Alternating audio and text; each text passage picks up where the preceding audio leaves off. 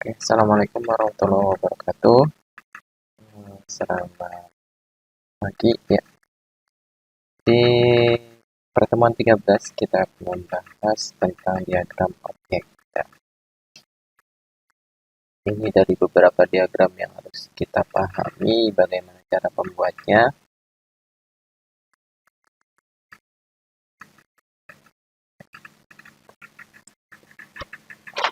Yang pertama, diagram objek ini merepresentasikan instan dari kelas diagram. Jadi kalau sudah paham tentang kelas diagram, maka uh, ini bagaimana cara membuat simpelnya dari kelas diagram. Konsepnya serupa dengan kelas diagram ya. Diagram objek juga mewakili tampilan statis suatu sistem, tetapi tampilan ini adalah snapshot sistem pada saat tertentu. Jadi tampilannya jauh lebih simpel, sederhana, dan tidak ada seperti tampilan atribut dan metode. Jadi cuma nama dari kelas itu yang saling berhubungan. Diagram objek digunakan untuk membuat sekumpulan objek dengan hubungan. Ya. Sebagai contoh, nah, diagram objek merepresentasikan instance pada sebuah momen tertentu yang konkret, ya, yang di lingkungan, di lingkup sistemnya. Diagram objek lebih dekat dengan perilaku sistem aktual. Jadi sistem aktual ketika sistem itu dijalankan, menangkap pandangan statis suatu sistem pada saat tertentu. Jadi tujuan diagram objek bisa diringkas sebagai berikut. Ada teknik maju dan mundur, bagaimana sebuah kelas itu digunakan. Hubungan objek suatu sistemnya sebagaimana. Tampilan statis suatu interaksi. Tampilan statis itu jadi diagramnya itu ya statis dari suatu interaksi yang ada di dalam sistem. Kita bisa memahami perilaku objek dan hubungannya dari perspektif praktis. Yang namanya praktis berarti mudah dipahami, tidak ribet, ya, tidak terlalu banyak embel-embelnya. Terbuat dari elemen dasar yang sama ya antara kelas diagram dengan objek diagram, tapi bentuknya berbeda. Jadi bisa dilihat dalam diagram elemen-elemen dalam bentuk abstrak untuk mewakili cetak biru, dan dalam diagram objek elemen-elemennya dalam bentuk konkret untuk mewakili objek dunianya secara nyata. Jadi kalau kelas diagram itu untuk mewakili cetak biru, sebuah sistem yang akan dibuat rancangan seperti ini, sedangkan kalau diagram objek itu mewakili objek dunia secara nyata. Jadi mahasiswa ya, kelas objeknya mahasiswa, objeknya dosen, lebih nyata, memang ada, di nyata itu ada yang diwakilkan dan dibuat dalam bentuk diagram objek. Untuk menangkap sistem tertentu, jumlah kelas diagram terbatas, tapi jika kita menggunakan objek diagram, maka kita memiliki jumlah tak terbatas, ya, sesuai dengan contoh atau yang ada di sistem itu, ada di organisasi itu, semuanya bisa digunakan.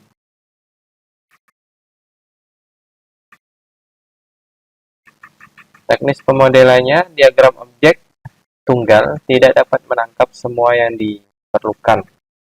Contoh atau lebih tepatnya tidak dapat menentukan semua objek dari sebuah sistem. Solusinya, pertama analisis sistem dan memutuskan contoh mana yang memiliki data dan asosiasi penting. Kita putuskan dulu objek yang memiliki data, yang punya atribut ya, walaupun tidak ditampilkan nanti, tapi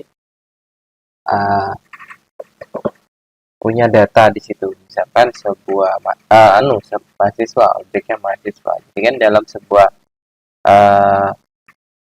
objek mahasiswa itu kan punya data banyak ya, seperti NPM, nama, kelas, dan lain-lain. Kedua, pertimbangkan hanya instansi yang dapat membantu fungsionalitas. Ya. Jadi pertimbangkan ketika fungsionalitas sebuah sistem itu dia yang berkecimpung dalam sistem itu yang berhubungan langsung. Sistemnya dapat berhubungan langsung. Ketiga, buat beberapa optimasi sebagaimana jumlah instan yang tak terbatas.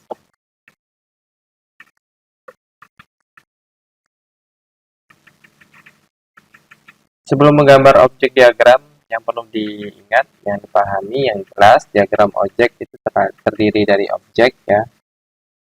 Jadi yang terlihat ya, maksudnya terlihat yang bisa ada gitu, ada nyata gitu. Bukan apa sesuatu yang maya seperti mimpi ya itu kan nggak bisa dilihat ya objek. Tapi misalkan kunci, pintu, monitor, ya, laptop itu kan objek nyata. Tautan dalam diagram objek digunakan untuk menghubungkan benda, ya. Ada hubungan antara benda, objek dan tautan adalah dua elemen yang digunakan untuk membangun diagram objek. Jadi dua antara objek dan tautan. Jadi hubungan ya, objek yang saling berhubungan. Diagram objek harus memiliki nama yang bermakna, menunjukkan tujuannya. Misalkan diagram objek kita bangun di perpustakaan. Objek ya buku. Kita sudah tahu makna dari buku apa. Gitu. Jadi mahasiswa meminjam buku. Mahasiswa pinjam buku. Kita tahu buku, kita tidak mungkin menulis objeknya dengan kumpulan kertas gitu. Atau dengan istilah yang jauh lebih panjang gitu. Jadi singkat saja buku. Elemen yang paling penting harus diidentifikasi. Hubungan antara objek harus diklarifikasi. Ya, hubungan antara objek, misalkan mahasiswa dengan dosen. Jadi ajar ya, misalkan atau bimbing itu harus jelas.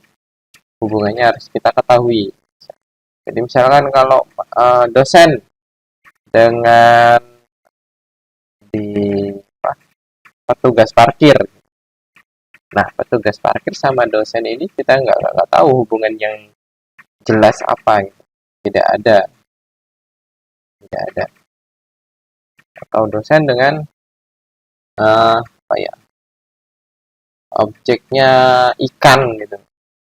Ya, dosen ngapain dengan ikan? Nggak ada hubungannya. Dosen dengan dosen IT dengan komputer, nah, pasti ada. Pasti ada hubungannya. Nilai dari berbagai elemen perlu ditangkap termasuk dalam diagram objek. Tambahkan catatan yang tepat di titik di mana lebih banyak kejelasan yang dibutuhkan. Jadi diperbolehkan untuk menambahkan notes ya apabila perlu penjelasan yang jauh lebih rinci terhadap sebuah tautan ya.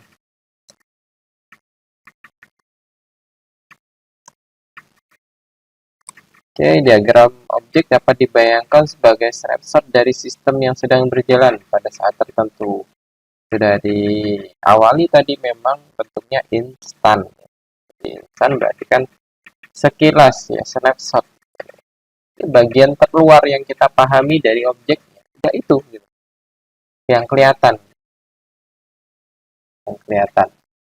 Jadi laptop gitu. Kita nggak lihat dalamnya gitu. Apakah dia prosesor i7, i5 dan lain-lain kan, tapi hanya objek laptop. Snapshot. Untuk memperjelasnya kita ambil contoh kereta yang sedang berjalan. Sekarang, jika Anda mengambil snap kereta berjalan, maka Anda akan menemukan gambar statis itu memiliki sesuatu yang berikut. Ya, status tertentu yang sedang berjalan. Sejumlah penumpang tertentu yang akan berubah jika snap diambil pada waktu yang berbeda. Ya. Jadi kalau kereta ya, kalau kita ambilnya di stasiun A, ya masih utuh. B sudah berkurang. C jauh lebih berkurang ya. gede habis mungkin ya. Nah, itu di snapshot. Jadi hanya kita lihat luarnya saja ya. Kita dapat membayangkan snap kereta berjalan adalah objek yang memiliki nilai-nilai di atas, dan ini berlaku untuk sistem kehidupan sederhana atau kompleks kehidupan nyata. Secara singkat, diagram objek digunakan untuk membuat prototipe suatu sistem. Jadi, ada beberapa metode untuk pengembangan perangkat lunak ya, yang kita ketahui salah satunya adalah waterfall dan prototype dan lain-lain, ada spiral dan sebagainya. Nah, ketika kita punya uh, apa, kita ingin mengembangkan perangkat lunak dengan metode prototype ini, mungkin diagram objek perlu kita buat ya, kita susun, kita buat supaya kita tahu kelas apa saja yang ada, objek apa saja yang berhubungan di dalam sebuah sistem dengan secara dan yang dilihat dari luar secara umum. Rekayasa terbalik ya, pemodelan rekayasa terbalik ini berarti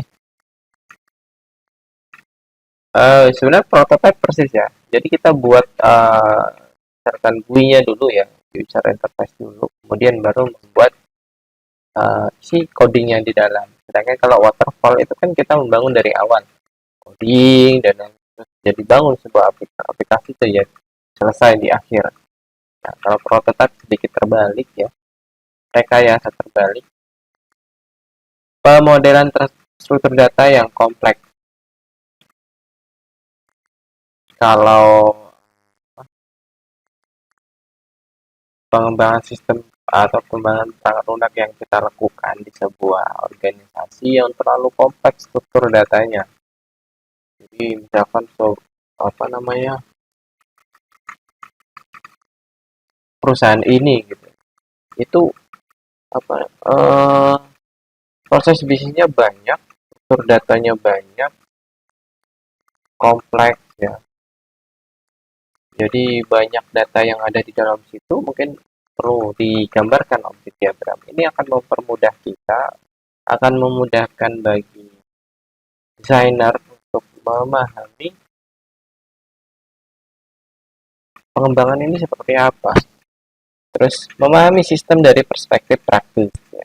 Kemudian objek diagram yang memang praktis ya, yang bisa kita lihat secara nyata saja yang jadi objek ya. Nah, contohnya seperti ini. Objek diagram ya, diagram objek dari sistem pemesanan ya. Dilihat di situ ada pelanggan ya. Pelanggan di situ ada objek pemesanan ya, sama satu, pemesanan kedua, pemesanan ketiga gitu ya. Ada yang pesan special order ya, jumlahnya ada 20 ya. Kalau yang special ordernya kedua jumlahnya 30 dan seterusnya. Jadi dilihat di situ objek diagramnya ini menggambarkan sebuah proses yang terjadi pemesanan ya. Pemesannya berjumlah misalkan order yang pertama itu jumlahnya 12 orang. Order kedua, menu yang kedua itu 32 orang. Order yang menu ketiga itu 40 orang. Special order yang pertama itu 20 orang, special order yang kedua itu 30 orang. Normal order itu 60 orang. Jadi menggambarkan pemesan ketika sedang memesan makanan gitu ya. Makanan.